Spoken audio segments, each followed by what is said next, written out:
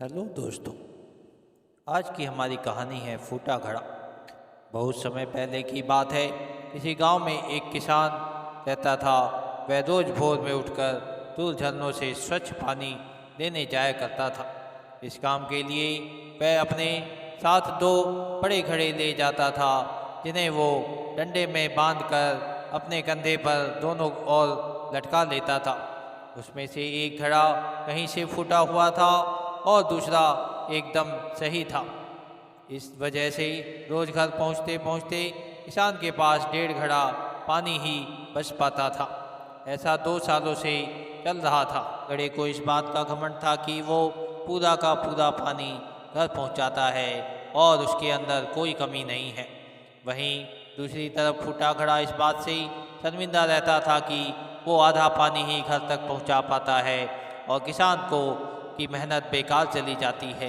फूटा घड़ा ये सब सोचकर बहुत परेशान रहने लगा और एक दिन उससे रहा नहीं गया। उसने किसान से कहा, मैं खुद पर शर्मिंदा हूँ और आपसे क्षमा मांगना चाहता हूँ। क्यों?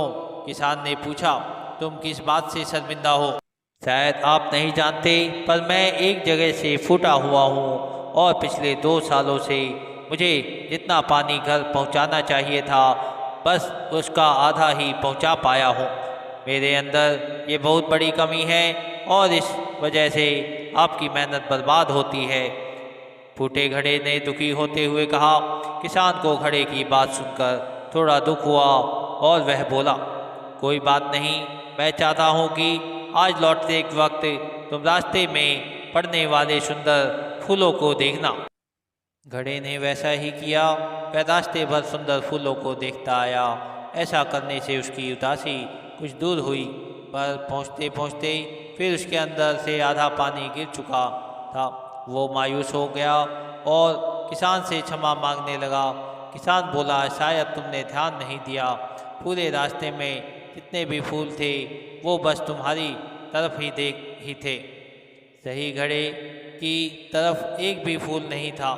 ऐसा इसलिए क्योंकि मैं हमेशा से तुम्हारे अंदर की कमी को जानता था और मैंने उसका लाभ उठाया।